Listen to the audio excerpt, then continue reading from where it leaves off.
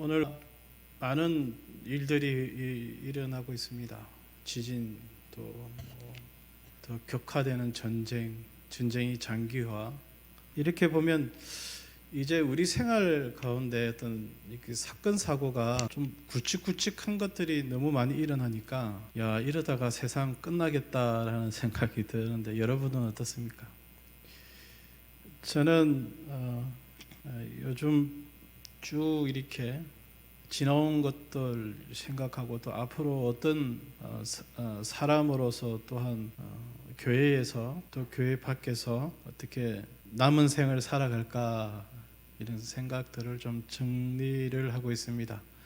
살아가는데 어떤 가치를 아니면 어떤 목적, 내가 뭘 하기 위해서 오늘 내가 살아가느냐라는 고민들을 요즘 많이 하게 될 겁니다. 여러분들은 어떻습니까? 올 한 해 어떻게 사시겠습니까? 아니면 무엇 때문에 사시겠습니까? 어떻게 사시겠습니까? 라는 고민들 한 번쯤은 해 보시리라 믿습니다. 오늘 그러면 우리 저나 여러분이나 또 이 교회가 24년도를 맞이하면서 남은 기간 동안 어떠한 마음과 자세로 살아가야 될까라는 생각을 하면서 오늘 말씀을 나누었으면 좋겠습니다.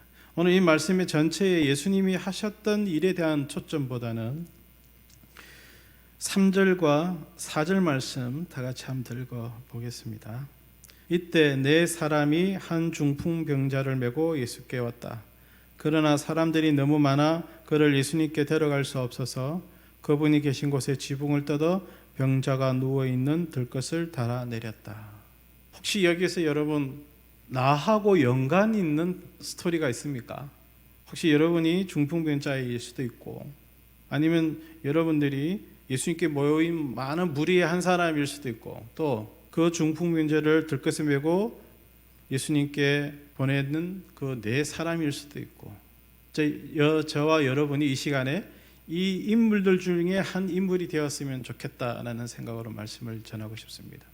제일 좋게는 예수님이 되는 거지만 그거는 현실적으로 불가능하다면 분명히 많은 무리의 사람들 또 거기 모여있던 율법학자들 또 중풍병자가 되든 들것을 들은 4명의 사람이 되든 분명하게 이 인상의 모습 중에 우리가 나의 모습을 투영시켜 줄 수 있는 존재가 있다고 저는 이 말씀을 통해서 하나 깨달았습니다. 그것이 뭐냐면 바로 들것을 들고 온 4사람입니다. 저는 이게 주일학교 때부터 이 스토리를 너무나 잘 알고 있습니다. 그리고 대단하다, 중풍병자가 또 나왔구나, 기적을 행했구나, 이 정도를 알고 있었지만 이제 우리가 24년도부터 어떻게 살아야 될까라는 고민, 교회와 여러분과 여러분 자신, 우리 모두에 대한 생각들을 하면서 이 말씀을 보면서 제가 눈이 바짝 떠졌어요. 하나님 말씀은 알고 읽었고 지나가는 말씀들이 참 많은데 어떨 때는 그 말씀에 탁 필이 꽂힐 때는 그 말씀에 주는 놀라운 힘이 있어요. 파괴력이 있어요. 제가 전에도 말씀드렸지만 오늘 주배 끝에 실었지만 요한일서 2장 27절 말씀을 저 개인적으로 보면서 굉장한 하나님의 힘을 느꼈거든요. 기름 부음이 내 안에 있으니까 이제 어디 가지 말고 너 안에 있는 하나님께서 너를 가르쳐 줄 거야.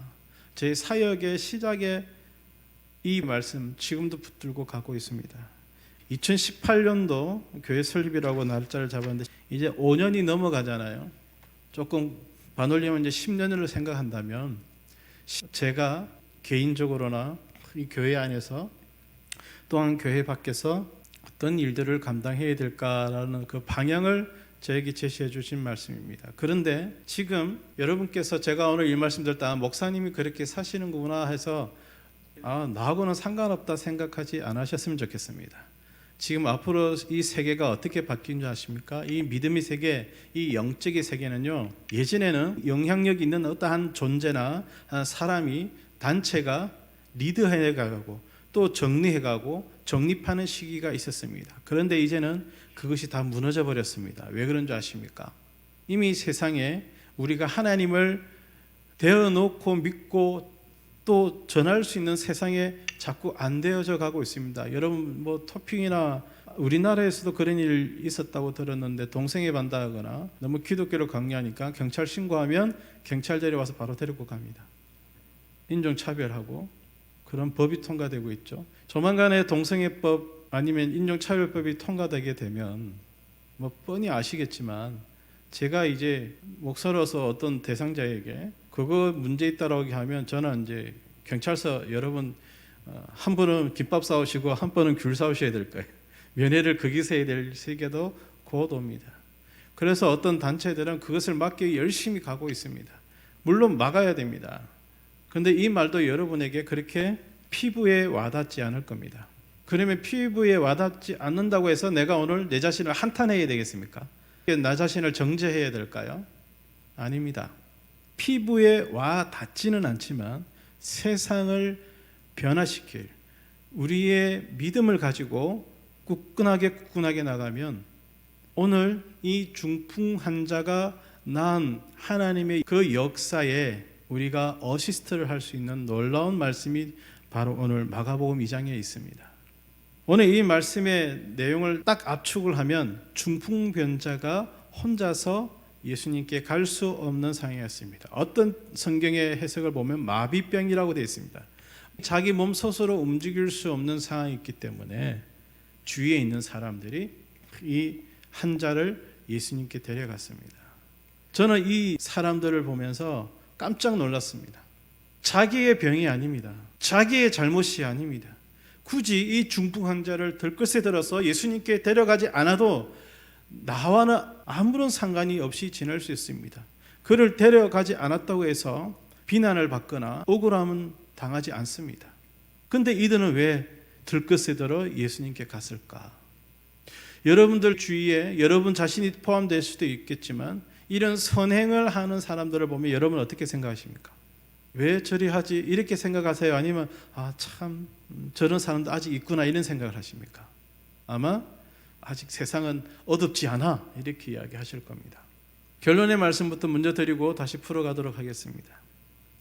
몇 안 되는 교인이 모인 빛을 담은 교회이긴 하지만 어느 교회든 누구를 통해서 이 교회가 세워졌습니까? 바로 예수님을 통해서 세워졌습니다.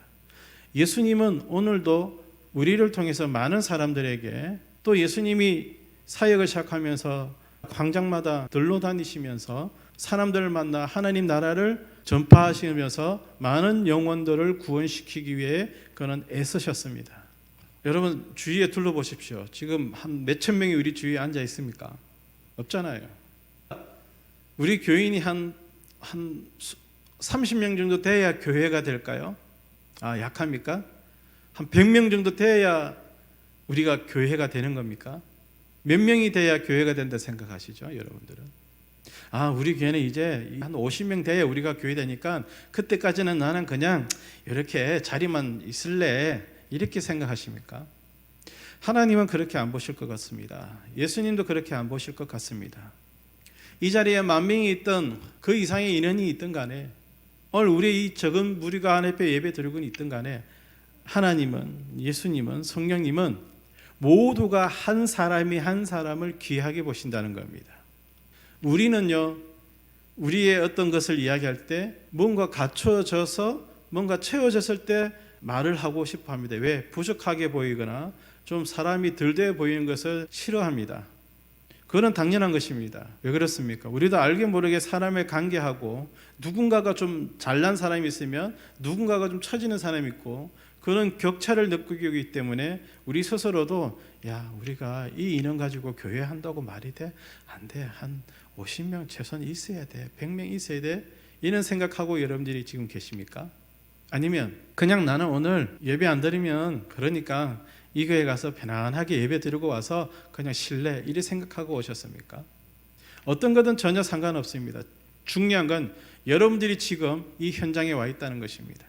중풍병자가 그가 원해서든 원하지 않던 타의에 의해서 그는 예수님이 있는 현장으로 갔습니다. 중풍병자는 정확한 자기가 바라는 간절함이 있어서 갔습니다. 그 간절함은 누구와도 비교할 수 없습니다. 자기의 의지로 왔던 의지로 오지 않았던 오늘 우리의 삶이 한 번 더 우리 옆에 분들 보면 격려하는 말로 했으면 좋겠습니다. 예수님이 있는 현장에 같이 있읍시다. 오늘 이 가버나움의 현장은 바로 우리의 삶은 내가 지금 뭔가 특별한 아주 획기적인 것이 없다 할지라도 예수님이 있는 삶의 현장에 내가 오늘 있어야 된다는 것이 첫째 조건입니다. 우리 교회가 바로 하나님이 역사하는 그 현장 속에 있어야 된다는 조건이 있습니다. 안심이 되십니까? 자랑스럽습니까? 그 감동이 없어도 돼요. 중요한 건 오늘 내가 하나님이 계신 이 현장에 내가 있다는 것입니다. 이것만으로도 여러분들은 엄청난 자긍심을 느끼셔도 됩니다. 왜 그렇죠? 하나님 보시기에는 이 사람이나 저 사람이나 똑같은 가치로 보시기 때문에 우리가 우리 스스로의 값을 매겨서 하나님 앞에 우리의 모습을 평가할 수는 절대 없습니다. 교회가 그러면 안 돼. 교회는요, 하나님이 사람을 모으는 곳이지 사람이 사람을 평가하고 사람이 하나님을 평가하는 것이 절대 아닙니다. 저도 가끔씩 사석에서는 누구 이야기를 하긴 하지만 기준이 있어야 됩니다. 그 사람의 개인적인 인격적인 폄하가 아니라 하나님 말씀 아니면 최소한 내 믿음의 기준으로 봤을 때의 반성과 고찰을 위해서 이야기하는 건 괜찮지만 그냥 저 인간 안 되겠더라, 아니 누군 저러더라. 여러분, 힘들게 애터지게 예수님 믿고 교회 나와서 신앙생활 하면서 교회에 와서 교회가 교회를 욕하다가 지쳐버리고 교인이 교인을 욕하다 지쳐버린다면 이거는 정말 우스운 이야기입니다. 우리의 관심은 이겁니다. 삭개오가 누굴 만나기 위해 갔습니까? 예수님을 바로 볼 수 있었습니까? 없었습니까? 그래서 어디에 올라갔죠? 우리가 번역된 건 뽕나무입니다. 뽕나무 위에 올라갔더니 예수님이 보고 불렀습니다. 너무나 잘 아는 이야기입니다. 삭개오가 그 많은 사람들 중에 어떠한 사람이 아니라 예수님을 만나기 위해서 그가 단신인에도 불구하고 예수님을 만나기 위해 올라갔습니다. 이 이야기를 여러분 그냥 듣지 마십시오.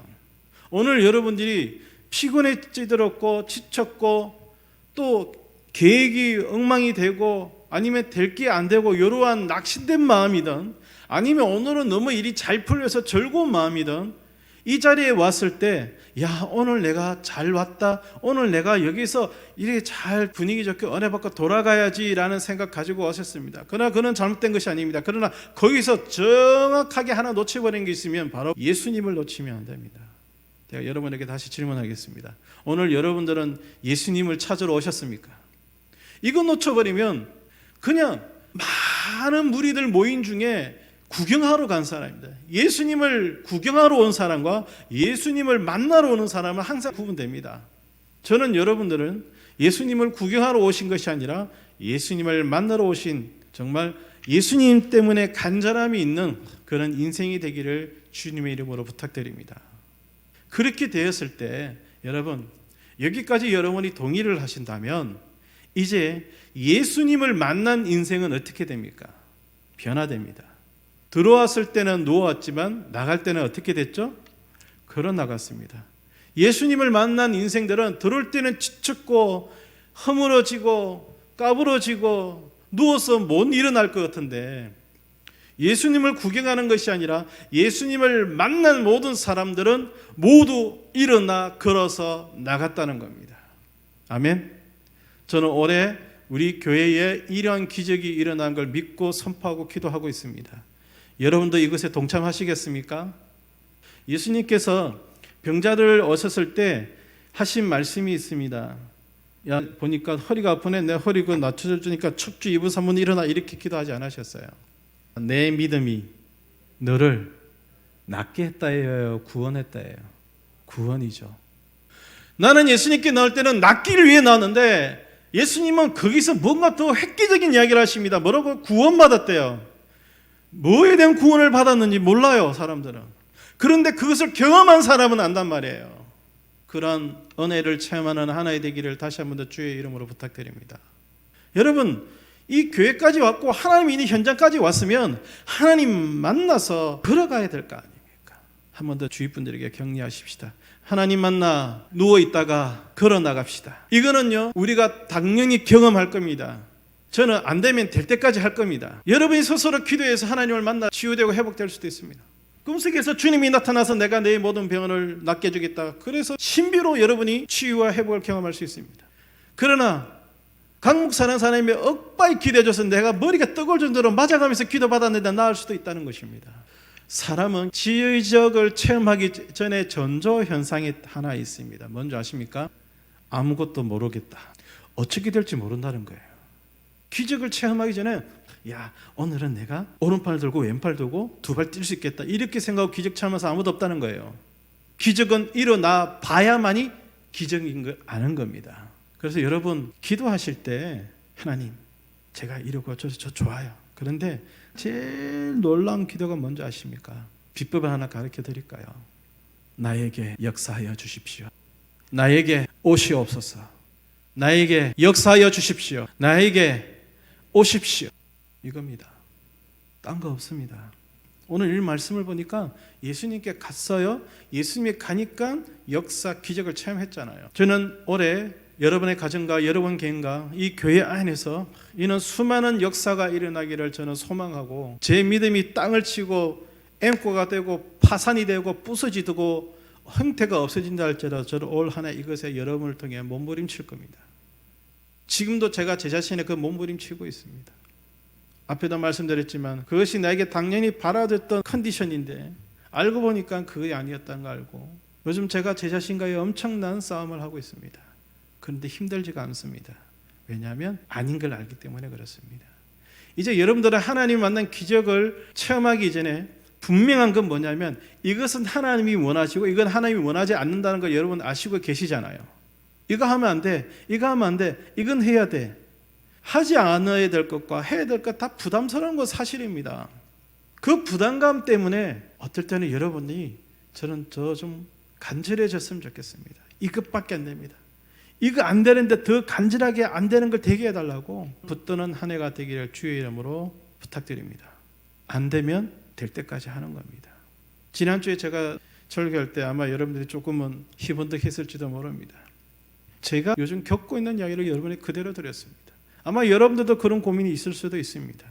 오늘 그래서 여러분에게 두 가지의 조건을 아까 말씀드렸습니다. 첫째는 뭐라고요? 하나님이 있는 현장에 있어야 된다는 겁니다. 거기서 내가 지금은 피부에 와닿는 경험이 없더라도 있어야 된다는 겁니다. 하나님이 있는 현장에 있어야 된다. 올 한 해 여러분에게 이 중요한 이 카테고리를 놓치지 않았으면 좋겠습니다. 여러분들이 하나님께 뭔가 부탁하고 싶고 뭔가를 요구하고 싶고 받고 싶으신 것들이 있는데 어떨 때는 하나님이 대답 안 해주실 때가 있어요. 왜 그럴까요?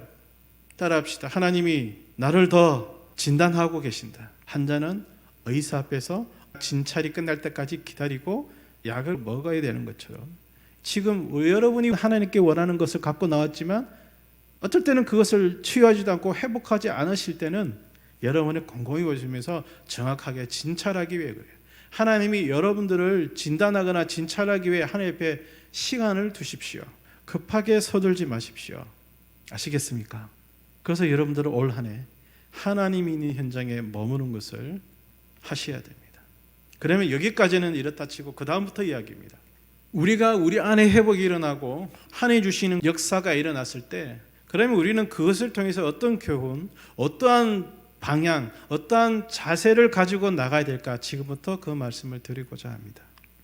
결론부터 이야기하면 주부의 설교 제목이 있습니다. 한번 따라합시다. 교회를 돕고 사람을 살리는 삶. 제가 청년 때부터 기독교 문화에 콘서트 기획에 이런 거 배워서 막 그렇게 기획하고 콘서트도 하고 막 어떤 그 기독교의 문화, 예수 중심의 문화를 살면서 이제 나중에는 추구도 목사 안 된다 하다가 목사의 길로 들어오고 이런 과정들 거치면서 또 정오에 있을 때부터 베들레헴이라는 의미도 주셨고 또 여러 가지 또 지나면서 우리가 우여곡절 끝에 오늘 이제 이곳에서 공예 예배에서 예배를 드린 이 과정들이 2년을 넘어가지 않고 계속해서 옮기고 다녔고 제가 심지어 어떤 장소에서는 이제 우리가 광야를 보나서 가나안으로 들어온다. 근데 가나안 들어나서 보니까 가나안은 더 철저하게 땅 따먹기 싸움하는 것이 내가 원하는 것은 내가 싸워 이겨야 되는 것이 그러한 어찌 보면 좀 믿음의 현장들이 좀 편안하고 푹신한 침대처럼 돼야 되는데 더 딱딱한 돌 위에서 내가 굴러야 되는 느낌들을 받을 때 그때 저도 힘들더라고요 사실은. 그럼에도 불구하고 내가 놓치지 않는 한 가지 이유가 딱 있어요. 그때마다 하나님께서 나치판처럼 저에게 주셨던 방향과 메시지였습니다. 다시 말을 중간쯤 돌려서 예전에는 어떤 한 단체와 사람이 이 시대를 이끌어가는 그 시대가 때문에 지금 이 시대는요, 정확하게 말씀하자면 따라하십니다. 하나님의 숨겨놓은 자들을 통해 하나님 나라를 이루신다. 숨겨놓은 자. 이 말은 무슨 말이냐면 두려워서 숨는 것이 아니라 하나님이 준비시킨 자를 하나님이 일으켜 세워서 한다는 것입니다. 올해입니까 내년입니까? 미국 선거가 올해죠. 이번에 누가 될 가능성이 많다고요? 트럼프 대통령이 되면 우리나라가 좋을까요? 나쁠까요? 몰라요. 올 봄에 총선이 있어요. 누가 되든지 우리의 삶의 방향이 바뀌지 않을 겁니다. 무슨 말이냐면 나는 이미 이렇게 살아가니까 뭔가 힘들었을 때는 그걸 내가 이 살아가기 위해서 내가 이겨나가는 삶을 살아가는 것이 맞지, 그때그때마다 내 삶의 방향이 바뀌어버린다면 결국 나중 가면 아무것도 없을 것 같습니다. 오늘 왜 제가 이 말씀 드리냐 하면요, 우리 모두가 지금 당장은 아니지만 우리가 침상에 들어 눕기 전에 들 것을 드는 사람이 되자. 이제 앞으로 저처럼 목사든 이제 간 나오는 우리 실장님이든 상관없는 게 하나님이 이 세상을 이끌어가는 방법, 통치하는 방법은요 이제 여유가 없어요. 그분이 말씀하셨던 말씀대로 세상이 돌아가고 있으니까 이게 말세의 징조고, 그러나 아직 끝은 아니다. 이제 너희는 깨어 근신하여 깨어 있으라. 이제 이 세상은 꼭 성경책에서 말하지 않더라도 종말로 가고 있다는 것은 여러분이 실감하실 거랍니다. 우리 애들이 또 올해 어디 여행 간다는데 그 나라에 지진이 자주 일어나요. 아무리 여행 간다 잡아도 지진 일어나면 못 가는 거예요. 세상이 불안하니까 못 가는 거예요. 그럼 맨날 집에서 갇혀 살아야 됩니까? 다른 이야기하면 세상이 뭐 더 벌떼처럼 일어난다고 해서 우리 빛을 담은 교회 교인이 몇 명 없기 때문에 우리는 쭈그려서 숨어 살아야 돼, 이렇게 살아야 되냐 이 말씀이에요. 한번 주위 분들에게 이렇게 격려하면서 이야기합시다. 이제는 도든 뭐든 던집시다. 뭐든지 해보면서 부닥치면 저는 그 다음부터 하나님의 역사가 일어난다고 생각합니다. 하나님이 분명히 길을 열어주실 것입니다. 이제 여러분들이 치유와 회복을 경험하는 이유 중에 하나, 제가 여러분들에게 당부하고 싶은 말씀 중에 하나는 이제는 떨지 말고 움츠리지 말고 놓칠까 봐 힘주지 말고 강함하게 던지라는 겁니다. 아멘. 뭘 던져야 될지는 우리가 같이 지내고 교제하면서 사람마다 틀리겠지만 이러한 우리의 자세가 동반되지 않은 한은 우리는 여전히 저 산 위에 있는 돌이 언제 굴러 떨어질 줄 몰라서 발발발 떨어 밖에 못 나가고, 뒷문 열고 나가려니 언제 지진이 와서 내가 땅에 꺼질 줄 몰라서 뭉클어 잠그고 달달 떠는 삶을 사는 것밖에 안 됩니다. 한 번 더 여러분 자신에게 이런 무언의 함성을 질렀으면 좋겠습니다. 철구야, 한번 해보자. 죽게 하면 까무라치기입니다. 이제 세상은 더 무섭게 바뀌겠지만 이 세상을 주관하고 다스리는 하나님이 두 눈 시퍼렇게 뜨고 있는 한은, 하나님이 주신 생명을 가진 사람은 하나님은 결코 그를 내버려 두시거나 죽게 하지 않는다는 걸 꼭 믿으시기 바랍니다. 그런데 목사님, 나 아직 하나님의 생명이 뭔지 몰라요? 아니요. 그 첫째 조건을 말씀드렸잖아요. 예수님이 있는 그 현장에 계시라는 거예요. 하나님이 있는 그 현장에 있는 마음으로 살아가시라는 겁니다. 오늘 여러분이 예배드리러 온 것이 바로 그 현장에 있다는 것 아셔야 됩니다. 그냥 여러분 일이 나온 거 아니에요. 주위 분에게 격려하면서 이렇게 합시다. 잘 나오셨습니다. 예수님이 함께 하십니다. 이제 마무리하도록 하겠습니다. 아무래도 저의 소신을 말하면서 마무리해야 될 것 같습니다. 저도요, 처음에 사역 들을 때 꿈이 방대했습니다. 한 15명, 30명 정도 모았다가 한 50명에서 70명 넘어갈 때 힘들고, 거기서 빡세게 몇 년 하면 100명 모을 수 있다는 생각 가지고 처음에는 시작했습니다. 근데 하나님이 저에게 철저한 외면을 하셨습니다. 우리 교회 누구 온다 하고, 누가 온다 할 때 토요일 저녁까지는 감동이 없는데 주일 아침에 따니까 누구 오니까 그분이 온다니까 너무 기분이 좋은 거예요. 들떠 있는 거예요. 그럴 때마다 하나님이 저에게 철저하게 외면하셨습니다. 온다는 약속한 사람이 온 사람이 한 사람도 없더라고. 하나님 왜 그럴까요? 지나고 나서 보니까 아직 올 시기가 아닌 거예요. 아, 하나님은 그렇구나. 내가 하나님을 통해서 내가 뭔가가 콩고물 얻으면 그 콩고물에 관심이 많았다가 그 이후에 하나님이 계속해서 콩고물이 아니라 너는 나를 봐야 돼, 너는 나를 봐야 돼, 이런 세월이 계속해서 저에게 반복되어져 왔고, 제가 감당하고 풀 수 없는 놀라운 하나님의 어떤 계획들을 말씀해 주시는데 지금도 풀어내지 못하고 허적거리고 있는 저에게 생각하면 하면 할수록 못 찾겠는 거예요. 내가 어떻게 사역을 해야 되고, 이 교회를 어떻게 끌어가야 되고, 이 가정들을 할 때 가면 갈수록 무엇을 해야 될지 모르겠더라고요. 목회의 기술이 없어서 못하는 게 아니라 내가 할 수 있다는 부분들은 하나님이 철저하게 외면하시고, 내가 감당 못할 부분들을 단골 손님처럼 보내주시니까 제가 어떤 마음이 있겠어요? 포기하고 싶지는 않았어요. 그렇지만 잘해 나갈 힘이 없으니까 이제는 어떻게 할까요? 아까 제가 분명히 말씀드렸죠? 기적이 오기 전에 전조현상. 아무 생각이 안 나요. 아무것도 몰라요. 제가 그런 도미노 상태에 빠지고 또 빠지고 또 빠지면서 하나님께 계속 질문 던진 것이 있습니다. 하나님이 대체 이게 뭡니까? 그러면 나도 그렇고 우리 교회 몇 안 되는 교회도 그렇고 이 교회 아니면 뭘 우리가 감당해 나가야 되겠습니까? 끊임없는 외면한 하나님을 통해서 계속해서 제가 질문을 하는 거예요. 하나님 대체 이게 뭡니까?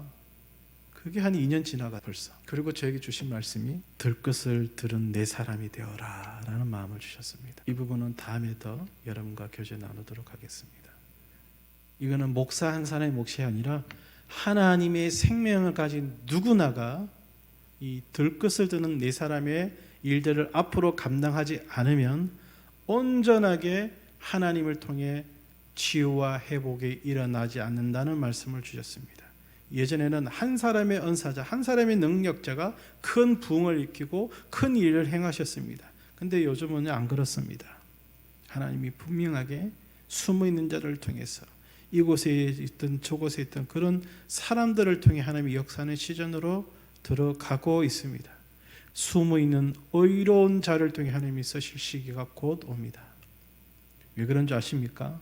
이제는 체계라든지 법이라든지 시스템으로 세상과 교회가 맞짱 뜰 수 없습니다. 이미 교회가 설 수 있는 것이 다 막아놓았습니다. 법적으로 또 사회적인 분위기로. 그런 가면서 여러분들은 이 교회에 나오는 이유가 뭡니까? 이제는 오늘 내가 왜 교회에 나오고 예배드리 이 정체성이 정확하게 잡히지 않고 또 내가 무엇을 해야 되는 방향성이 잡히지 않은 상태에서 신앙생활을 하면 여러분들도 죄송한데 그냥 교회 밖에 세상물로 흘러갈 때까지 같이 떠내려가요. 하나님이 지금 기존의 교회들을 흔들고 지각병도 일으키고 있잖아요. 목사들이 우울증도 걸리고 있습니다. 이제는요, 여러분 믿음의 그늘이 없어지고 있습니다. 그늘만 찾아다니다가 보면 나중에 내가 어둠의 거둥이로 빠질 수도 있다는 겁니다. 이미 세상은 이렇게 날카롭고 무섭게 변해가고 있습니다. 그러나 안심하십시오. 그리고 평안하셔야 됩니다. 왜냐하면 그 모든 걸 통제하고 컨트롤하는 근본 되신 하나님이 나와 함께 있기 때문에 그렇습니다. 아멘. 이거는요, 믿어지는 게 아니라 그냥 내가 믿기 위해서 아멘 하셔야 되는 겁니다. 이게 올해 우리 교회가 바라보고 나의 방향성을 말씀을 드린 겁니다. 정말 저와 함께 들 것을 드시겠습니까? 여러분이 진실로 예수님과 함께 들 것을 드시겠습니까? 기도하겠습니다. 하나님 감사합니다. 많은 먼저 선 사역자들이 온전한 하나님 나라보다 내가 꾸며내는 하나님 나라를 더 많이 하는 시즌으로 들어가고 있습니다. 기적이 나타나면 그것이 놀라운 역사를 해서 그 기적만 쫓아가는 인생들도 있습니다. 그러나 우리는 하나님이 있는 그 현장에 항상 머무는 사람으로 우리를 인도하여 주시옵소서. 성령 하나님, 그렇게 우리를 인도하여 주십시오. 신앙의 견고함이 높든 낮든, 믿음의 수준이 높든 낮든, 하나님의 경험한 경험이 있든 없든 우리 모두가 예수님이 계신 그 현장에, 하나님이 계신 그 현장에 항상 있어서 어떨 때는 구경꾼으로 있을 수 있지만 그러나 나아가서 우리가 들것을 드는 자가 될 수 있도록 우리에게 용기와 믿음과 은혜를 더하여 주시옵소서. 예수님 이름으로 기도합니다.